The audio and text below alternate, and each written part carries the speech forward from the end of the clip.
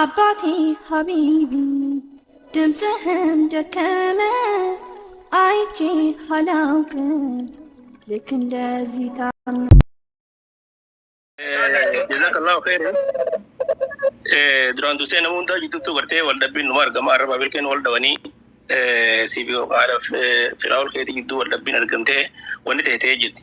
Mee yeroo walii tansan wanni kun akaamni isaa murtii jajjabaa waan ta'eef yeroo san dubartiin laguu qabaachuu fi qabaachuu dhabuunis ni ilaalama. Ulamaa'ii garii biratti mallee niyyaa illee ni ilaalama. Jechinni ji'ellee ni ilaalama. Tara takka ji'emoo lama moo sadii ji'ellee ni ilaalama. Yeroo san niyyaan kee akkam ture tara meeqa si hiikee kana jette ammas achi booda namni oguu dubartii hiikee osoo laguun sadiitti hin dhufne yoo dubartii laguun itti dhufu taate yoo dubartii laguun itti hin dhufne taate ji'a sadii osoo hin dabarre deeffachuu danda'a carraa qaba. Tara takka yoo hiikee deeffachuu takka qaba. Dubartiidhaan namni hiikaa akkuma asumaruu namni qabaru dubartiidhaan namni hiikaa sadii qaba. Hiikaa sadeen kana lama keessa carraa deeffachuu qaba. Carraa deeffachuu jechuun takka hiikee san booda si deeffadhee ragaadha deeffachuu yookiin hojiin deeffachuu danda'ama yookiin jechaan deeffachuu danda'ama. Niyyaa hojii yoo hojiin oli deebanis ni danda'ama. Ammoo hangi deeffachuu dandeenyu kuni osoo laguun sadiitti hin dhufne yoo dubartii laguun itti dhufu taate yookiin osoo inni yoo dubartii laguun itti hin dhufne taate dubartii xiqqoo yookiin dubartii nama guddaa heediin irraa dhaabbatte yoo taate jiini sadii osoo jalaan dabarre jidduu kanatti jaarsi deeffadhe afaan yoo je ragaa irratti godhachuu bareedaadha. Ragaa malatti illee yoo je ni ta'a. Yookiin wanni yaadaan yoo walitti dabalaman illee ni deebi'a qoolli tokko irratti. Dubaati hoggaanii warra kana hoggaa hiiktu yeroo sana si laguu abdii moon qabdu taaka. Tara meeqa si hiike jetteen lama. Eega si hiike jetteen booda si deeffadhe jetteen jirta moo si deeffadhe hin jenneen mee gaaffilee sadeen kana nu deebisi.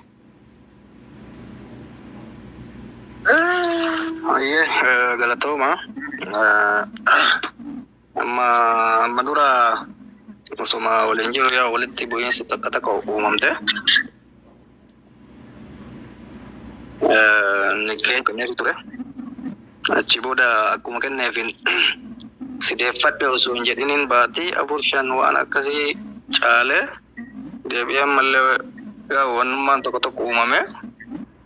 Nikkeen lamaan isii hafe kenneef jechuudha. Kenneefi erga xumuree booda mootu amma gara baatii afur moo shanitti deemna.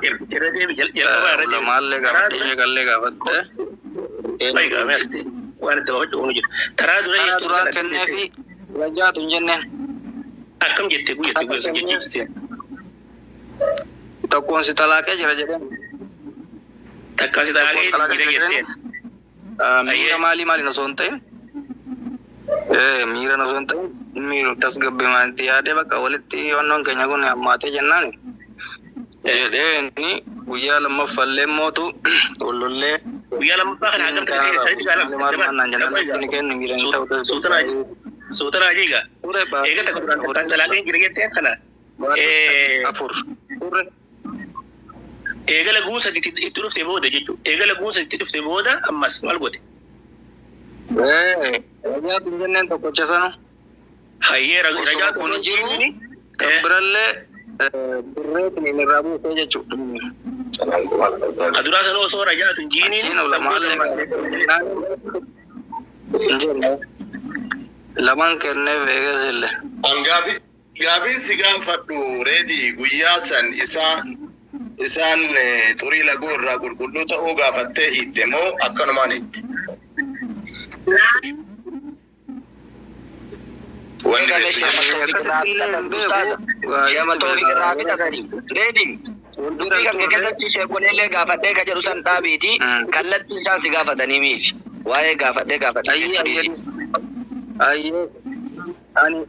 Ani hin beeku kan isiin na biran turre mana hojiitti turte wallollee jennaan na biraa kuttee achumaan kenneefi isee lammaffaa san qofa wal bira jirra.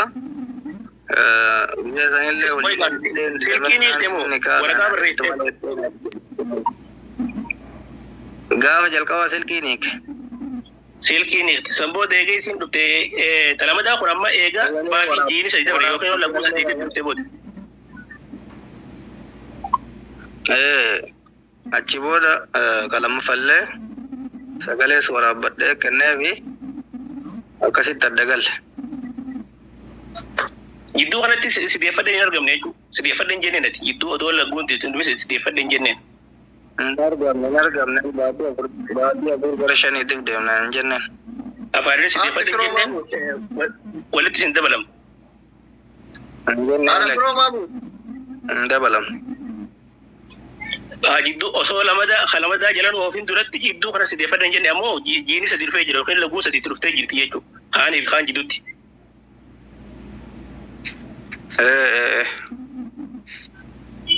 Eewa eegas booda oduu sideeffadhee jiiniin kaan isaan gaafa sadi kan itti wal jala kan ta'eef. Ada firo yone turki tibaze. Wal jala kenne law jala adda turre kenneega. Donde fatin. Erga do ada firo na mutiyana ya sayi. Shari'a dubbii dhageessanii? Dhagaye. Wanti ammallee tama duraa sanarraa gaafii qaban addana jalaan baane wanni asirra oduu ta'uu baatee jedhu barbaadeef illee waa marallee asin nama gaafachuun illee hin tolu. Alaa kulli haalitti haqa addaan baasuu fi ni dirqamna gaafachuudhaa fi gaafa telefoonaan hiiku san bakka hojii jiranii hamma madda turaniidha silaa.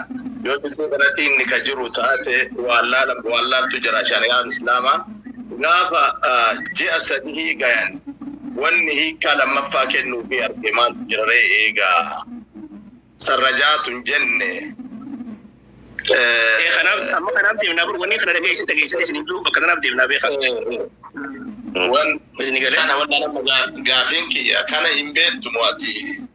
Reediin tokko addaan baafanne guyyaa san isaan turii irra jiraachuu dhabu tokko kana lammaffaa gaafa lammaffaa kennituuf kana aduraa hiittee jirta gaafa lammaffaa kennitu kana. Ada firo nama sinyama yaasaa jira erga. Wanni walitti deebitanii jidduu keessanitti akka walgawwanni uumame jira moo hin jiru waan san jechuu gaafa barbaade. Laal shari'aa bakka kana dubbiin beekanaa wanta qulqulleeffachuu qabna. Taraa duraa hiikanii jiran jidduu kanatti yeroon jalaa dhumtee jirtu kan deeffatin. Amma yeroon jalaa dhumtee jirtu osoo hin deeffatin tasanii wanni kun wal yaa'eetuma yeroon jalaa dhumnaan carraa deeffatuu qabu ture. Eega jaartiin jalaa kuttee lamada hiike jechuudha kun amma hiikaan lamaffaa katti ergame isin galee.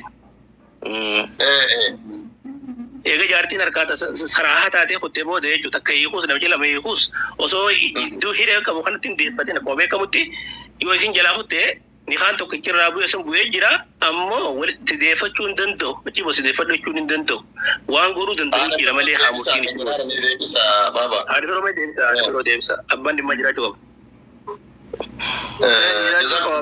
Gaafa dalagaa deebitu kana hedduu kana keessa waa gaafadhu beele. Gaafadha. Gaafadha. Waan afaan nama qabaaroo isin gaafadhame. Sini galisi. Reediin nagaara. Reediin nagaa jiraachuun oolu. Waan nagaye. Mana bilbilaan mana dalagaatitti si hiikee jetteeni eega turtanii achi booda mana deebite jettaabe moo akkam bakka san irratti mana deebitee gaafa maffaa waliittan kana hedduu kana keessa mana deebitee wali araaramtanii abbaa manummaatiif haadha manummaa geggeessitan moo Ada firo baabuu lakoo tokko bareedina agarre. Lakoo ika'uma gaafa duraa bilbilaan hiitte saniin akkasumaan adda turtanii. Ada firo jara lakoo tokko bareed. Eega ji'a sadii afur geette deebitee ammallee hiika jettee bakka sanitti illee. Addaan baase. Ada firo lakoo tokko bareed. Hiike booda deebitee jirti deebitee araaramne. Basi erga araaramne booda ammas deebitee waliigaluu dinnaanin deebitee jedhe kanatti. Wala araaramne ugu araaramne jettu kana gaammaa jiru walaa hiittesa oduma rajaatuun jedhin gaafa nikaa walaa hiittesa osoo si deeffadhen jedhin waliin jiraataa turtan jechuudha. Achi booda eeguma jiraataa turtanii abbaa manummaatiif haadha manummaa waliin geggeeffataa turta hedduu kana keessa jecha. Lalama abuyyaa kana reefu gaafa walitti deebitanii walitti dabalamtanii jidduu kanatti aan hin jiru kanaa bara. Deebii aggressiivii bakka sana dambaafne bara. Reefu immoo deebinee jirtu reebee. Reef akkas jechuun ture. Reef waluma duuka kennee jechuun ture inni. Laa inni isintu qalbifatudha malee shee Kaadhumarra kana asii walitti hin deemne. reediini micattiini mana dalagaa nagaa ana biraa dalagaa deemtee asii bilbilaan si talaaqa jedheeni eega ji'a sadihii turree dhufte jedhe galte deebitee lammataa wal dhabne hammaatee jennaan ammallee waliin deebine haadha manummaatti abbaa manummaa geggeeffannee achi booda alammaffaa kenneefi waan jedhu lafa kaa'e dakkanarraa qalbifatetti taani inni illee akka amma asitti wanni dabaabachuu feene wanni asitti dabaabachuu feene walitti deebi'uun isaanii kun nagaan jiraachuun isaanii kun osooniif iddaan jalaan dhumin immoo eeguma iddaan dhume walitti deebi'an. ji'a sadi turre jedhaana bara turreeti ji'a sadi moo afur turree kan isaan manaa dubbatanii jiran. ji'a sadi mee manaa dubbatanii akkasuma jedhee kaa isuma akkas jedhee kaa ustaz mee obsees abu yahya irraa dhaguu barbaadde kana qalbiin na dhaggeeffadha hundi keessanuu. Kan nikaa jalqabaa erga kenneefi booda waan akka baatii takkaa lamaa booda deebite kan jalqabaa nikaa tokkotti kennee jira.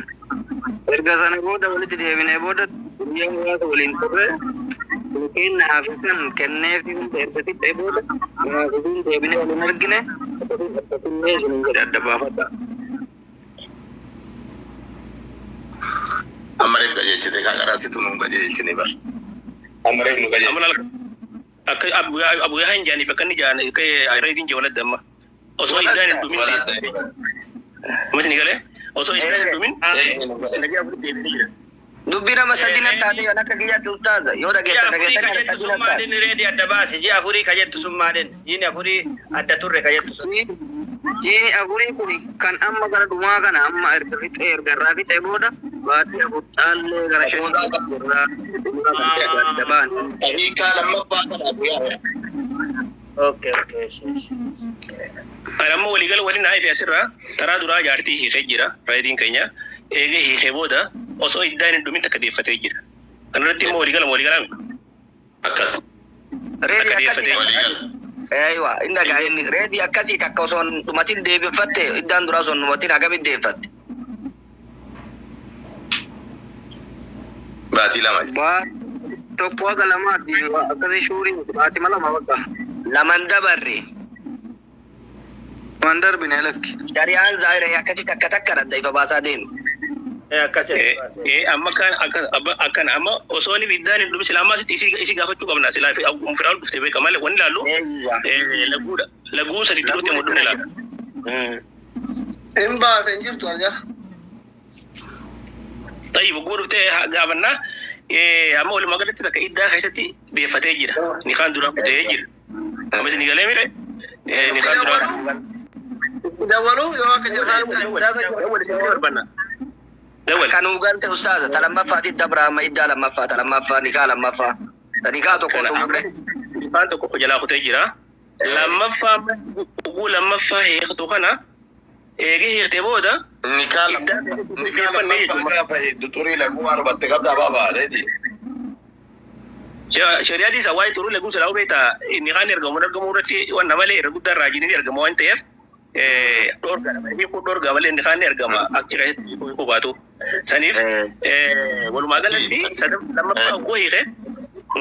lammaffaa hoggaa hiikee iddaa keessatti deeffatti moo deeffanne reedi taraa lammaffaa hoggaa hiiktu. Deeffanne lakke. Aywa. Chaarjii cufate.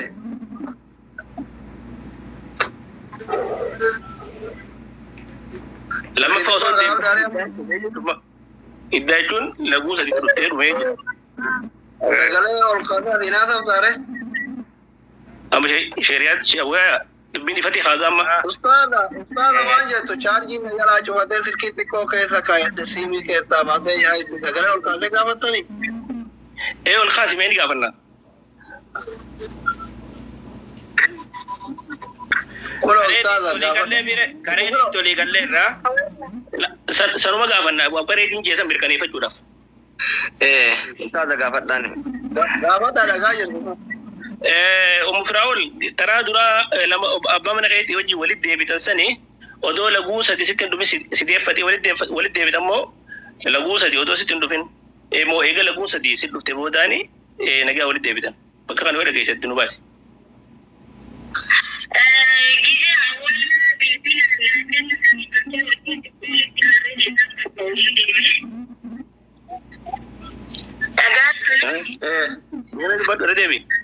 Ila debi.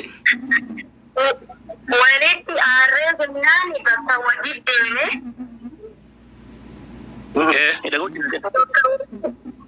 Bakka wajji gizee deemu sani sagalee naa qabee si xalaaqee naan jedhe.